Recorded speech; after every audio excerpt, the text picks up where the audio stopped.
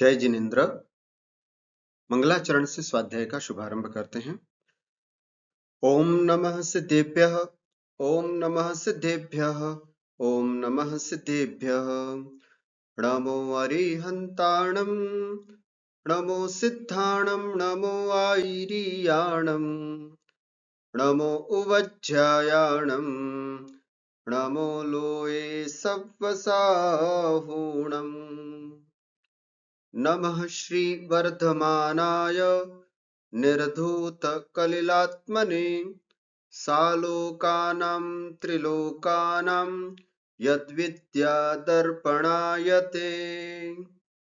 बोलिए अनंत अनंत सिद्ध परमेष्ठि भगवान की जय।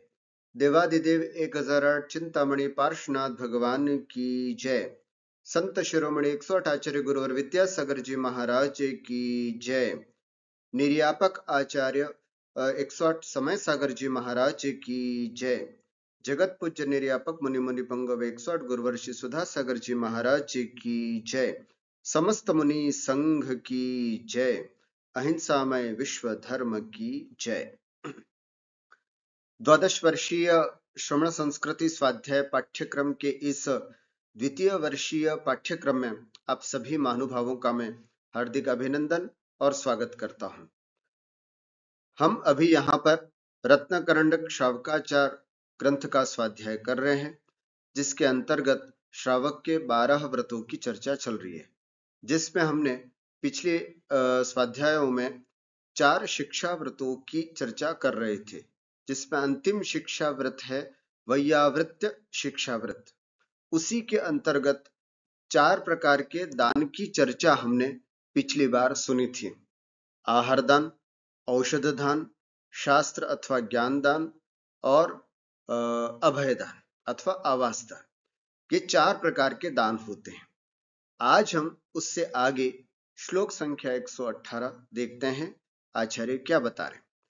यहां देख रहे हैं हम दान में प्रसिद्ध होने वालों के नाम, अर्थात जो 4 प्रकार के दान बताए गए हैं शास्त्रों में, इन 4 प्रकार के दानों में कौन कौन व्यक्ति प्रसिद्ध हुए हैं उसकी चर्चा इस श्लोक में की है। श्रीशेण वृषभसेने कौंडेशः सूकरश्च दृष्टान्ताः वैयावृत्यस्यैते चतुर्विकल्पस्य मन्तव्याः। श्रीशेण वृषभसेने कौंडेशः सूकरश्च दृष्टान्ताः वैयावृत्यस्यैते चतुर्विकल्पस्य मन्तव्याः। क्या कह रहे हैं? एक श्रीशेण वृषभसेने, श्रीशेण वृषभसेना, वृषभसेने से वृषभसेना निकलेगा। श्रीशेण वृषभसेना कौंडेशः, कौंडेश, सूकरश्च और सूकर, है ना, दृष्टांताः, ये दृष्टांत मंतव्याः मानने चाहिए। किसके? तो चतुर्विकल्पस्य वैयावृत्यस्य एते दृष्टांताः मंतव्याः। चतुर्विकल्पस्य 4 प्रकार के वैयावृत्यस्य, जो वैयावृत्ति बताई, आहार दान वैयावृत्ति का दूसरा नाम दान लिया है यहाँ पर आचार्य पूज्यपाद स्वामी ने। तो उस वैयावृत्ति अर्थात 4 प्रकार के दानों के एते दृष्टांताः मंतव्याः, ये 4 दृष्टांत मानने चाहिए। अर्थात आहार दान के श्रीशेण, आहार दान में श्रीशेण प्रसिद्ध हुए, औषध दान में वृषभसेना प्रसिद्ध हुई, शास्त्र दान में कौंडेश प्रसिद्ध हुए और अभय दान में अथवा आवास दान में सूकर प्रसिद्ध हुआ। इस प्रकार चारों दानों में 4 प्रसिद्ध व्यक्तियों के नाम यहां पर दिए। एक बार फिर से, चतुर्विकल्पस्य वैयावृत्यस्य एते दृष्टान्ताः मंतव्याः।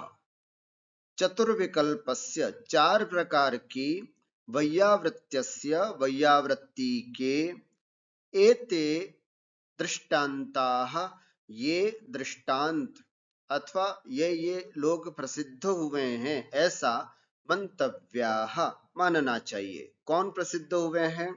श्रीशेण अर्थात आहार दान में श्रीशेण प्रसिद्ध हुए। वृषभसेने औषधि दान में वृषभसेना प्रसिद्ध हुई है। कौंडेशः शास्त्र दान में श्री कौंडेश राजा प्रसिद्ध हुए हैं। और सूकरश्च और आवास दान में अथवा अभय दान में सूकर प्रसिद्ध हुए हैं। भावार्थ, आहार दान में श्रीशेण, औषधि दान में वृषभसेना, शास्त्र दान में कौंडेश ग्वाला और आवास दान में शूकर विशेषतः प्रसिद्ध हुए हैं। आइए अब इन चारों की कथा भी हम यहाँ पर समझते हैं। सबसे पहले आहार दान में श्रीशेण जो प्रसिद्ध हुए हैं, उनकी संक्षिप्त कथा यहाँ पर आपके सामने रखते हैं। प्राचीन काल में इसी भारतवर्ष में मलय नाम का एक अति प्रसिद्ध देश था। रत्न संचयपुर इसकी राजधानी थी। जैन धर्म का इस सारे देश में खूब प्रचार प्रसार था। उस समय इसके राजा श्रीशेण थे। श्रीशेण धर्मज्ञ, उदारमना, न्यायप्रिय, प्रजाहितेशी, दानी और बड़े विचारशील राजा थे। उनकी दो रानियां थी, सिंहनंदिता और अनंदिता। दोनों ही अपनी अपनी सुंदरता में अद्वितीय थी, विदुषी और सती थी। इन दोनों के दो पुत्र हुए। उनके नाम इंद्रसेन और उपेंद्रसेन थे। इस प्रकार श्रीशेण धन संपत्ति, राज्य वैभव, कुटुंब परिवार आदि से पूरे सुखी थे।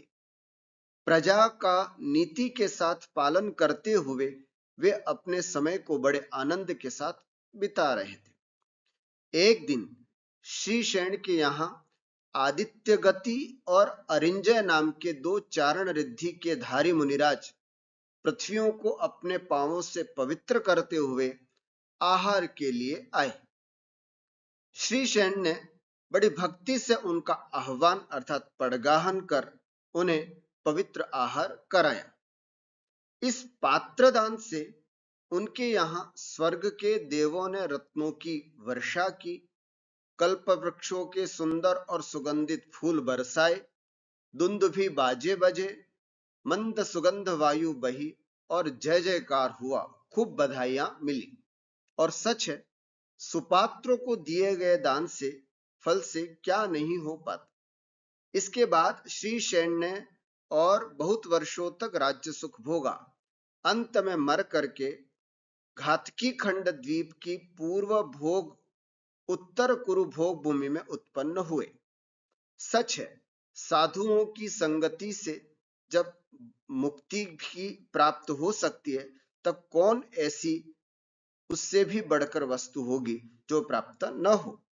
श्रीशेण की दोनों रानियां तथा सत्यभामा जो उनके यहाँ पर एक ब्राह्मण कन्या थी, वह सभी इसी उत्तर कुरु भोग भूमि में जाकर उत्पन्न हुए। इस प्रकार यहाँ हमने देखा कि मुनिराज को आहार दान देने से दोनों रानियों के साथ राजा श्रीशेण और उनके यहाँ पर दासी के रूप में ब्राह्मण कन्या थी, है ना, जिसका नाम सत्यभामा थे, वे सब भोग भूमि को प्राप्त हुए।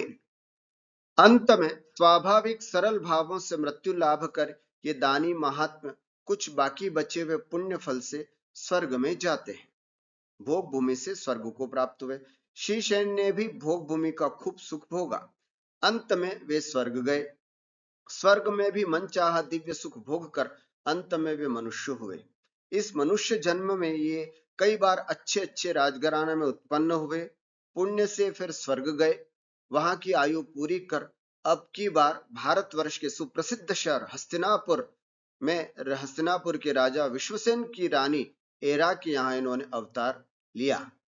यही 16वें श्री शांतिनाथ तीर्थंकर के नाम से संसार में प्रख्यात हुए।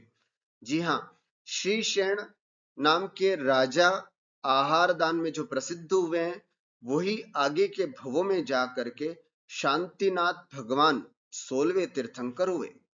इनके जन्म समय में स्वर्ग के देवों के आकर बड़ा उत्सव किया। इन्हें सुमेरु पर्वत पर ले जाकर क्षीर सागर के स्फटिक से पवित्र और निर्मल जल से इनका अभिषेक किया। भगवान शांतिनाथ ने अपना जीवन बड़ी ही पवित्रता के साथ इन्होंने धर्म का पवित्र उपदेश देकर अनेक जनों को संसार से पार किया, दुखों से उनकी रक्षा कर उन्हें सुखी किया। अपना संसार के प्रति जो कर्तव्य था उसे पूरा कर उन्होंने निर्वाण लाभ भी प्राप्त किया।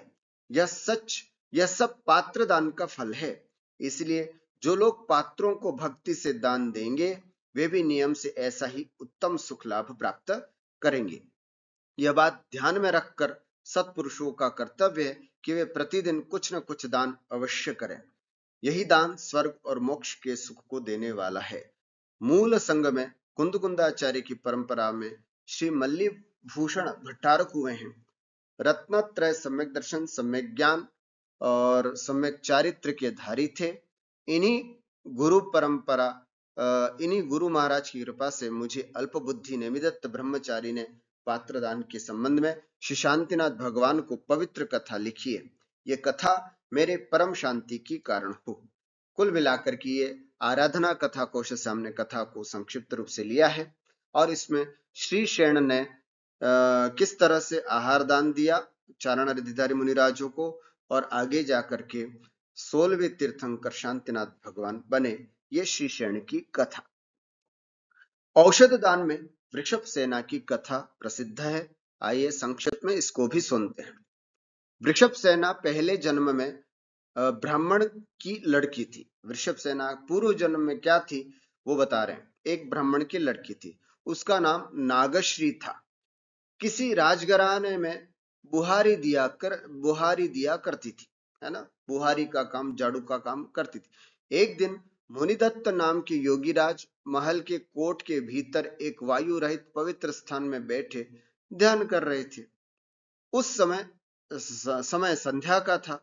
इसी समय नागश्री बुहारी देती हुई उधर आई। उसने मूर्खता से क्रोध कर मुनि से कहा, हो नंगे ढोंगी, उठ यहां से, मुझे झाड़ने दे। आज महाराज इसी महल में आवेंगे, इसलिए इस स्थान को मुझे साफ करना है। मुनि ध्यान में थे, इसलिए वे उठे नहीं और न ध्यान पूरा होने तक उठ ही सकते थे। वे वैसे के वैसे ही अड़िग बैठे रहे। इससे नागश्री को और अधिक गुस्सा आया। उसने तब सब जगह का कूड़ा कचरा इकट्ठा कर मुनि के ऊपर पूरा डाल दिया और मुनि को पूरे कचरे से ही ढक दिया। बाद में वे वहां से चली गई। सवेरे जब राजा आए, वे इधर हो करके जा रहे थे। उनकी नजर उस स्थान पर पड़ी जहां पर मुनिराज को कचरे से ढक दिया था। मुनि के सांस लेने से उन पर का वह कूड़ा कचरा थोड़ा ऊंचा नीचा हो रहा था, थोड़ा हिल रहा था वो कचरा। राजा को कुछ संदेह सा हुआ। तब राजा ने उसी समय उस कचरे को हटवाया। देखा तो उन्हें मुनि दिख पड़े। राजा ने उनको वहां से निकलवाया। नागश्री को जब यह हाल मालूम हुआ और आकर उसने उन शांति के मंदिर मुनिराज को पहले सा ही शांत पाया, अर्थात इतना उपसर्ग होने के बावजूद भी मुनिराज के भावों में बिल्कुल विचलन नहीं हुआ। इतनी शांति जब नागश्री ने देखी तो वह मुनिराज के शांत पाया। तब उसे उनके गुणों की कीमत जान पड़ी। नागश्री तब उनके गुणों से प्रभावित हुई। मुनि के उस कष्ट के दूर करने का उसने बहुत यत्न किया। अब उसका मन बदल गया था। अब उसने मुनिराज को जैसे तैसे करके ठीक किया, है ना, उनकी औषधि की और उनकी भरपूर सेवा की नागश्री ने। उस सेवा के फल से तेरे पाप उस नागश्री के पाप कर्मों की स्थिति बहुत कम रह गई। उसी मुनि सेवा के फल से वह इस जन्म में अब धनपति सेठ की लड़की हुई, जिसका नाम था वृषभ सेना। उसने जो मुनि को औषधि दान दिया उसी से वह सर्वौषधि प्राप्त हुई, जो उसके स्नान के जल से कठिन रोग क्षण भर में नाश हो जाते थे। अर्थात नागश्री ने मुनिराज की जो सेवा की, उस सेवा का फल यह हुआ कि वो धनपति सेठ की वृषभ सेन नाम की कन्या के रूप में प्राप्त हुई, और वह कन्या ऐसी प्रभावी हुई कि उसके जल के स्नान से लोगों के रोग दूर होने लगे। यह है औषधि दान का प्रभाव, है ना। लेकिन उसने मुनि को कचरे से ढककर जो उन पर घोर उपसर्ग किया था, उससे उसे इस जन्म में झूठा कलंक लगा।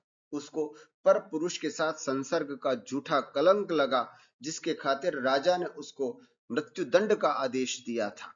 मुनिराज द्वारा इस प्रकार पूरी बात सुनकर वृषभ सेना को पूरा वैराग्य हो गया कि ओहो, मैंने अपने जीवन में इतना सब कुछ किया। उसने फिर महल में न रह जाकर अपने स्वामी से क्षमा कराई, है ना, क्षमा कराई, और संसार की सब माया ममता का पेचीला जाल तोड़कर परलोक सिद्धि के लिए इन्हीं गुणधर मुनि द्वारा योग दीक्षा ग्रहण की। अर्थात वृषभ सेना को जब उसके ऊपर लगे कलंक को देखा और राजा ने उसको क्षमा किया, तब उसको लगा कि ओहो, ये तो संसार असार है, इसमें कुछ भी सार नहीं है, मुझे अपने आत्म कल्याण करना चाहिए। इस प्रकार से वृषभ सेना ने अपने आत्म कल्याण के लिए अपना जीवन आगे बढ़ाया।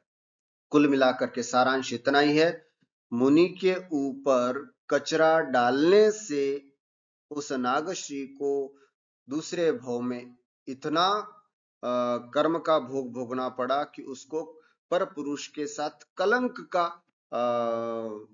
सहन करना पड़ा, और पुनः मुनिराज की वापस सेवा करने से अगले भव में उसको ऐसा दिव्य शरीर प्राप्त हुआ कि जिसके स्नान से लोगों के रोग दूर होने लगे। इस प्रकार औषधि दान में यह वृषभ सेना जो है वो प्रसिद्ध हुई। ज्ञान दान में कौंडेश की कथा, ज्ञान दान में कौंडेश प्रसिद्ध हुए हैं, उनकी कथा भी हम यहाँ पर देखते हैं। कुरमरी गांव में गोविंद नाम का एक ग्वाला रहता था। उसने एक बार जंगल में एक वृक्ष की कोटर में जैन धर्म का एक पवित्र ग्रंथ देखा। उसे वह अपने घर पर ले आया और रोज रोज उसकी पूजा करने लगा। एक दिन पद्मनंदी नाम के महात्मा को गोविंद ने जाते देखा। इसने वह ग्रंथ इन मुनि को भेंट कर दिया। यह जान पड़ता है कि इस ग्रंथ द्वारा पहले भी मुनियों ने यहाँ भव्य जनों को उपदेश किया है। इसके पूजा महोत्सव द्वारा जिन धर्म की प्रभावना की है और अनेक भव्य जनों को कल्याण का मार्ग में लगाकर सच्चे मार्ग का प्रकाश किया है। अंत में वे इस ग्रंथ को इसी वृक्ष के कोटर में रखकर विहार कर गए। इसके बाद जब से गोविंद ने इस ग्रंथ को देखा, तभी से वह इसकी भक्ति और श्रद्धा से निरंतर पूजा किया करता था। इसी समय अचानक गोविंद की मृत्यु हो गई। वह निदान करके इसी कुरमरी गांव में गांव के चौधरी के यहां लड़का हुआ। इसके पल्ले में पूर्व जन्म का पुण्य था, इसलिए इसे ये सब बातें सुलभ थी। एक दिन उसने उन्हीं पद्मनंदी मुनि को देखा जिन्हें कि उस गोविंद ने ग्वाले के भव में ग्रंथ भेंट किया था। उन्हें देखकर इसे जाति स्मरण हो गया। मुनि को नमस्कार कर सब धर्म प्रेम से उसने उनसे दीक्षा ग्रहण कर ली। इसकी प्रसन्नता का कुछ पार न रहा। यह सब बड़े उत्साह से तपस्या करने लगा। दिनों दिन उसके हृदय की पवित्रता बढ़ती गई। आयु के अंत में शांति से मृत्यु लाभ कर वह पुण्य के उदय से कौंडेश नाम का राजा हुआ। कौंडेश बड़ा ही वीर था। तेज में वह सूर्य से टक्कर लेता था। सुंदरता इसकी इतनी बड़ी चढ़ी कि उसे देखकर कामदेव को भी नीचा मुंह कर लेना पड़ता था। उसकी स्वभाव सिद्ध कांति को देखकर तो लज्जा के मारे बेचारे चंद्रमा का हृदय भी काला पड़ जाता। शत्रु उसका नाम सुन करके कांपते थे। वह बड़ा ऐश्वर्यवान था, भाग्यशाली था, यशस्वी था और सच्चा धर्मज्ञ था। वह अपनी प्रजा का शासन प्रेम और नीति के साथ करता था। अपनी संतान के माफिक ही उनका प्रजा पर प्रेम था। इस प्रकार बड़े सुख शांति से उसका समय बीतता था। इस तरह कोंडेश का बहुत समय बीत गया। एक दिन उसे कोई ऐसा कारण मिल गया जिससे उसे संसार से बड़ा वैराग्य हो गया। वह राज्याधिकार पुत्र को सौंपकर जन मंदिर गया। वहां उसने जन भगवान की पूजा की, जो सब सुखों के कारण है। उसके बाद निर्ग्रंथ गुरु को नमस्कार कर उनके पास वह दीक्षित हो गया। पूर्व जन्म में कौंडेश ने जो ज्ञानदान किया था, उसके फल से वह थोड़े ही समय में श्रुत केवली हो गए। वह श्रुत केवली होना कोई आश्चर्य की बात नहीं है, क्योंकि ज्ञानदान तो केवल ज्ञान का भी कारण है। जिस प्रकार ज्ञानदान से एक ग्वाला श्रुत ज्ञानी हुआ, उसी तरह अन्य भव्य पुरुषों को भी ज्ञान दान देकर अपना आत्महित करना चाहिए। तो इस प्रकार एक गोविंद नाम का ग्वाला किस प्रकार से कौंडेश राजा बना और आगे जाकर के श्रुत केवली बना। कहा जाता है, कुछ विद्वान इसमें यह भी कहते हैं कि यही ग्वाला आगे जाकर के, है ना, कुंद कुंद के नाम से प्रसिद्ध हुए, है ना। तो कुंद कुंद की पूर्व पर्याय की भी यह कथा है, ऐसा भी कुछ विद्वान कहते हैं। कुछ विद्वान इसको नहीं स्वीकार करते। तो ये हमने शास्त्रदान में कौंडेश की कथा हमने यहाँ पर सुनी। अब अभयदान अथवा आवास दान में सूकर कैसे प्रसिद्ध हुए, उसकी कथा भी हम यहाँ पर संक्षिप्त में सुनते हैं। मालवे में एक घटगांव नाम का संपत्तिशाली शहर था। इस शहर में देविल नाम का एक धनी कुम्हार और धर्मिल नाम का एक नाई रहता था। इन दोनों ने मिलकर के बाहर से आने वाले यात्रियों के ठहरने के लिए एक सुंदर सी धर्मशाला बनवा दी। एक दिन देविल ने एक मुनि को लाकर इस धर्मशाला में ठहरा दिया। किसने? देविल ने। धर्मिल को जब यह मालूम हुआ तो उसने मुनि को हाथ पकड़ करके बाहर निकाल दिया और वहां सन्यासी को ला करके ठहरा दिया। सच है, जो दुष्ट है, दुराचारी है, पापी है, उन्हें साधु संत अच्छे नहीं लगते, जैसे उल्लू को सूर्य। धर्मिल ने मुनि को निकाल दिया, उनका अपमान किया, पर मुनि ने इसका कुछ भी बुरा न माना। वे जैसे शांत थे वैसे ही शांत रहे। धर्मशाला से निकल करके वे मुनिराज एक वृक्ष के नीचे आकर ठहर गए। रात उन्होंने पूरी वहीं बिताई, लेकिन डांस, मच्छर वगैरह का इन्हें बहुत कष्ट सहन करना पड़ा। इन्होंने सब सहा और बड़ी शांति से सहा।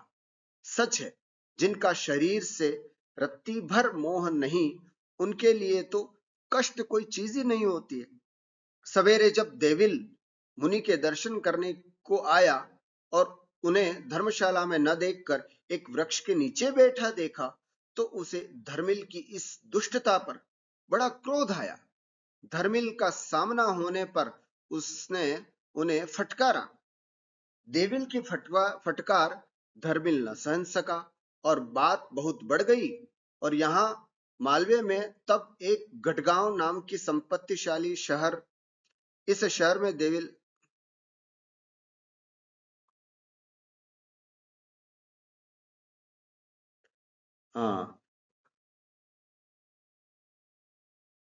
धर्मिल सामना होने पर उसे फटकार, देविल के फटकार धर्मिल न सहन सका और बहुत बात बढ़ गई। इस प्रकार से दोनों में बहुत मारामारी हो गई। यहां से और बात बहुत बढ़ गई, यहां तक कि परस्पर में मारामारी हो गई। दोनों ही परस्पर में लड़कर मर मिटे। क्रूर भावों से मरकर वे दोनों क्रम से सुअर और व्याघ्र हुए। एक सूकर हुआ, एक व्याघ्र हुआ। देविल का जीव सुअर विंध्य पर्वत की गुफा में रहता था। एक दिन कर्मयोग गुप्त और त्रिगुप्त नाम के दो मुनिराज अपने विहार से पृथ्वी को पवित्र करते हुए इसी गुफा में आकर ठहरे। उन्हें देखकर इस सुअर को जाति स्मरण हो गया। इसने उपदेश करते हुए मुनिराज द्वारा धर्म का उपदेश सुनकर व्रत ग्रहण किए। व्रत ग्रहण कर यह बहुत संतुष्ट हुआ। तब परस्पर में मारामारी हो गई, पर संतुष्ट हो गया और व्रत ग्रहण कर संतुष्ट हुआ। ठीक है, उसके बाद क्या हुआ? इसी समय मनुष्यों की गंध पाकर धर्मिल का जो जीव व्याघ्र मुनियों को खाने के लिए झपटा हुआ आया। सुअर उसे दूर से देखकर गुफा के द्वार पर आकर डट गया, इसलिए कि वह भीतर बैठे हुए मुनियों की रक्षा कर सके। व्याघ्र ने गुफा के भीतर घुसने के लिए सुअर पर बड़ा जोर का आक्रमण किया। सुअर पहले से ही तैयार बैठा था। दोनों के भाव में बड़ा अंतर था। एक के भाव में मुनि रक्षा करने के, एक के भाव थे मुनि रक्षा करने के और दूसरे के उनको खा जाने के।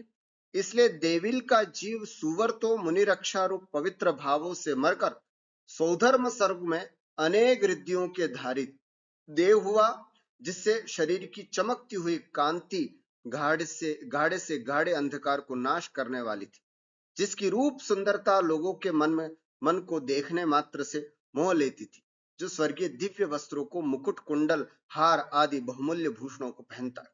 अपनी स्वभाव सुंदरता से जो कल्प वृक्षों को नीचा दिखाता था, जो अणिमादि रिद्धियों को धारण है, अवधि ज्ञानी है, पुण्य के उदय से जिसके सब दिव्य सुख प्राप्त है, ऐसे अनेक सुंदर सुंदर देव कन्या और देव जिसकी सेवा में सदा उपस्थित रहते थे, जो महावैभवशाली थे, महासुखी थे।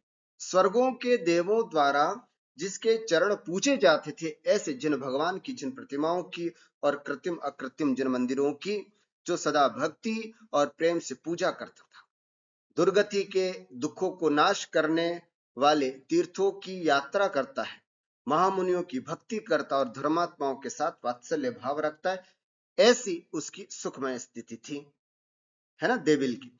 जिस प्रकार वह सुअर धर्म के प्रभाव से उक्त प्रकार सुख भोगने वाला हुआ, उसी प्रकार जो भव्यजन इस पवित्र धर्म का पालन करेंगे, वे भी अपने प्रभाव से सब सुख संपत्ति लाभ करेंगे। समझिए, संसार में जो जो धन प्राप्त होता है, स्त्री पुत्र सुख ऐश्वर्य आदि अच्छी अच्छी आनंद भोग की वस्तुएं प्राप्त होती है, उनका कारण एकमात्र धर्म ही है। इसलिए सुख की चाह करने वाले भव्य जीवों को जिन पूजा, पात्रदान, व्रत, उपवास, शील, संयम आदि धर्म का निरंतर पवित्र भावों से सेवन करना चाहिए।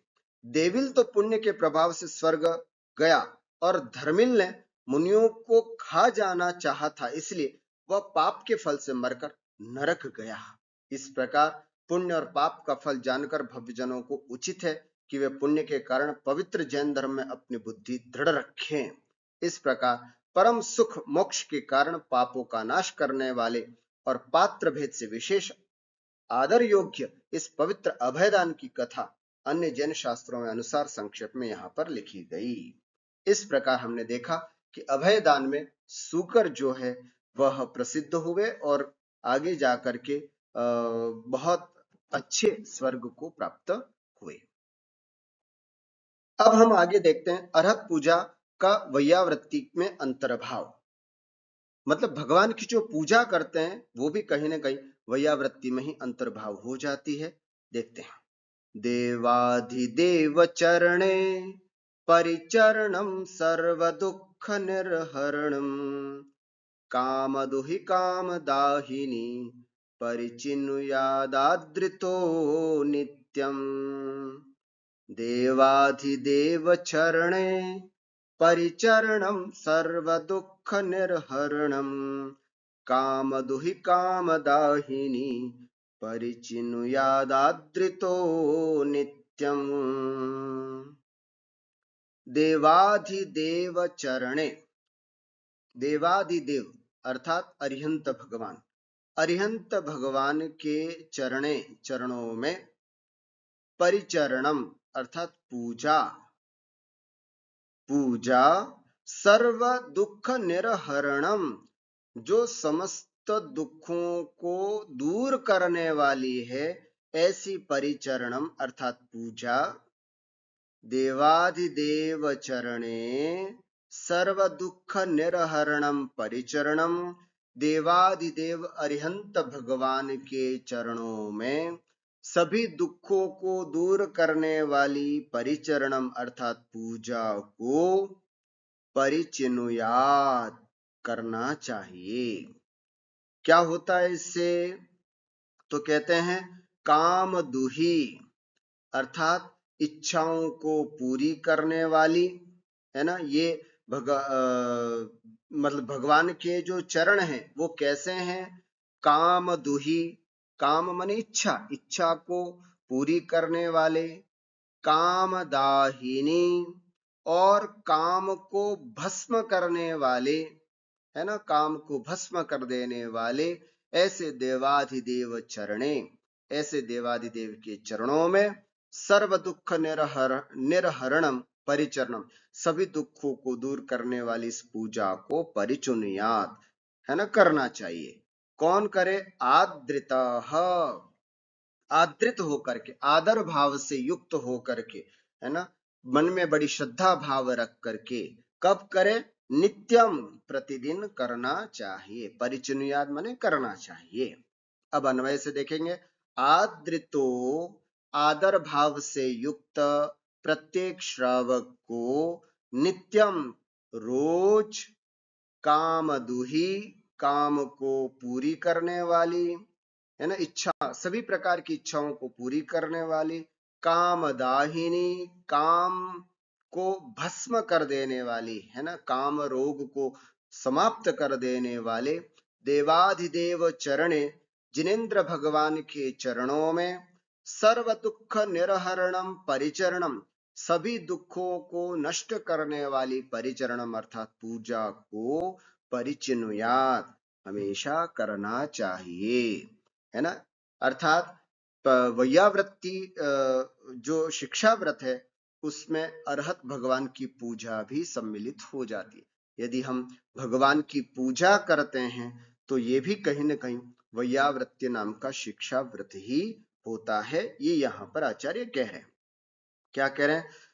जिन पूजा में इच्छित वांछित फलों की प्राप्ति और दुखों का नाश होता है, अतः आत्महितरत श्रावक श्राविकाओं को श्रद्धा भक्ति पूर्वक प्रतिदिन भगवत पूजा अवश्य करनी चाहिए। यह भगवत पूजा भी वैयावृत्ति ही है, कहीं न कहीं ये भी वैयावृत्ति के अंतर्गत ही आता है। इसलिए जो श्रावक 12 व्रतों में शिक्षा व्रत, वैयावृत्ति शिक्षा व्रत का पालन करते हैं, वे रोज पूजा करें, करना चाहिए। यदि हमारा वैयावृत्ति शिक्षा व्रत नहीं भी है तो हमें भी रोज भगवान की पूजा करनी चाहिए। पूजा का महात्म्य और उसका फल भोक्ता क्या है बता रहे हैं। क्या महात्म्य है और उसका फल का एक उदाहरण भी यहाँ पर बता रहे हैं। अर्हत चरण सपर्या महानुभावम महात्मनाम वदत् भेकः प्रमोदमत्तः कुसुमेनैकेन राजगृहे। अर्हत चरण सपर्या महानुभावं महात्मनाम वदत् भेकः प्रमोदमत्तः कुसुमेनैकेन राजगृहे। अर्हत चरण सपर्या, अर्हत भगवान के चरणों की सपर्या माने पूजा का, महानुभावम अर्थात महात्म्य, जिनेन्द्र भगवान के चरणों की पूजा का महात्म्य, महात्मना, है ना, महात्मनाम अवदत, महात्माओं ने बताया है, भव्य जीवों ने भव्य जीवों के आगे बताया है। ठीक है, क्या बताया है? भेकः, भेकः माने होता है मेढक, मेढक ने प्रमोदमत्तः बड़े आनंद के साथ मस्त होते हुए, कुसुमेन एकेन, एकेन कुसुमेन अर्थात एक पुष्प के द्वारा, कहां पर? राजगृहे, राजगिरी नगरी में, राजगिरी नगरी में भगवान का समवशरण लगा हुआ था और एक मेढक, चलो मैं भी भगवान की पूजा करने के लिए जाता हूं, तो मुंह में एक फूल की पंखुड़ी केवल, है ना, एक फूल की पंखुड़ी मुंह में दबा करके और उछल उछल करके जा रहा था, लेकिन चक्रवर्ती के हाथी के पैरों के तले दब करके वो मृत्यु को प्राप्त हो जाता है। लेकिन भगवान की पूजा करने के ऐसे पवित्र परिणाम उस मेढक के थे कि वह देवगति को प्राप्त हो जाता है, और वह चक्रवर्ती पहुंचे उसके पहले, राजा पहुंचे उसके पहले वह समव शरण में जा करके, है ना, बैठ जाता है। तो देखिए कितना फल है। राजगृह की बात है जहां भगवान महावीर स्वामी का समव शरण लगा हुआ था, है ना, तो मेढक का ये भाव हुआ कि जाओ मैं भी भगवान की पूजा करने के लिए जाता हूं। तो एक कुसुमे ना लिखा ना, भेकः एक मेढक प्रमोद मत्त अत्यंत आनंद विभोर होता हुआ एकेन कुसुमेन, एक कुसुम मात्र से ही, है ना, राजगृह में जा रहा था। किस लिए? अर्हत चरण सपर्या, भगवान की सपर्या करने के भाव से। तो ऐसा महानुभावम महात्मनाम महात्मनाम अवदत, ऐसे अर्हत चरण सपर्या जिनेन्द्र भगवान की चरणों की पूजा का महानुभाव मन महात्म्य अवदत, अर्थात ऐसा भव्य जीवों के लिए ऐसा भाव यहाँ पर बताया गया। अर्थात पूजा का महात्म्य यह है कि एक तुच्छ प्राणी, मेढक जैसा प्राणी भी पूजा के भाव से देव जैसी गति को प्राप्त कर जाता है। हम मनुष्य यदि भगवान की पूजा प्रतिदिन भावों से करेंगे तो क्यों ना हम भी वैमानिक देव या अच्छी गति को प्राप्त करेंगे। इसलिए हमें बड़े भक्ति भाव से, बड़ा मन लगा करके भगवान की पूजा करनी चाहिए। राजगृह नगर में आनंद विभोर भक्ति में लीन एक मेढक ने एक पुष्प से अरिहंत भगवान के चरणों की पूजा की महिमा को महान आत्माओं के समक्ष प्रकट किया था। हम सब जानते हैं इनकी कथा को। जब एक मेढक इतनी अच्छी अवस्था को प्राप्त कर सकता है तो हम भगवान की पूजा के भाव से क्यों नहीं कर सकते। हमें जरूर भगवान की पूजा, देव पूजा रोज करनी चाहिए। आइए अंतिम में वैयावृत्त शिक्षा व्रत के अतिचार 5 होते हैं, उसको यहां पर देखते हैं। हरित पिधान निधाने यनादरा स्मरण मत्सरत्वानि वैयावृत्यस्यैते व्यतिक्रमाः पंच कथ्यन्ते। हरित पिधान निधाने यनादरा स्मरण मत्सरत्वानि वैयावृत्यस्यैते व्यतिक्रमाः पंच कथ्यन्ते। वैयावृत्यस्य, वैयावृत्ति के, एते ये, पंच व्यतिक्रमाः 5 व्यतिक्रम अर्थात 5 अतिचार, कथ्यन्ते कहे जाते हैं। वैयावृत्ति के दान के ये 5 व्यतिक्रम कहे जाते हैं। कौन से? हरित पिधान अर्थात आहार दान की जो वस्तु है ना, आहार दान आदि की जो सामग्री है उसको हरित पिधान, हरे पत्तों से, हरे पुष्पों से, पिधान माने ढक देना, एक अतिचार है ना। कभी भी आहार आदि की वस्तु को, है ना, हरे पत्तों से या हरे पुष्पों से नहीं ढकना। सचित्त संयोग होने से वह ठीक नहीं होता, है ना, उसमें दोष लग जाता है। जिनके सचित्त त्याग होता है मुनिराजों के, अगर आपने उस हरे पत्तों से या हरे फूलों से अगर उसको ढक देते हैं तो अतिचार। हरित पिधान। दूसरा हरित शब्द यहां फिर आएगा, हरित निधान, या फिर हरे पत्तों पर, है ना, या हरे पत्तों पर निधान माने रख देना। आहार को, जो भोजन बनाया उसको हरे पत्तों पर रख करके फिर आहार आदि देना, ये भी दूसरा अतिचार। हरे पत्तों से ढकना या हरे पत्तों पर आहार की वस्तुओं को रखना, है ना, ये दोनों अतिचार हैं। अनादर, तीसरा है अनादर। अनादर अर्थात दान देने में अनादर का भाव होना, मन में आदर भाव न रखना, मन में खिन्नता रखना, इस तरह से। अस्मरण, इसके बाद यहां से निकलेगा अस्मरण, अर्थात याद नहीं रखना, अर्थात दान की प्रक्रिया, दान की विधि भूल जाना, किसके बाद क्या देना, अरे जूस नहीं दिया है ना, रोटी नहीं दिया, अरे चावल ही नहीं दिया, इस प्रकार है ना, भूल जाना, अस्मरण, याद नहीं रखना, ये भी एक बहुत बड़ा अतिचार है। और मत्सरत्व, मत्सरत्व माने ईर्ष्या भाव रखना, अर्थात जो अन्य दान देने वाले, आहार दान देने वाले लोग हैं, उनसे ईर्ष्या भाव रख, और यार इनको तो बहुत आहार देने को मिल गया, मुझे तो आहार ही नहीं देने मिला।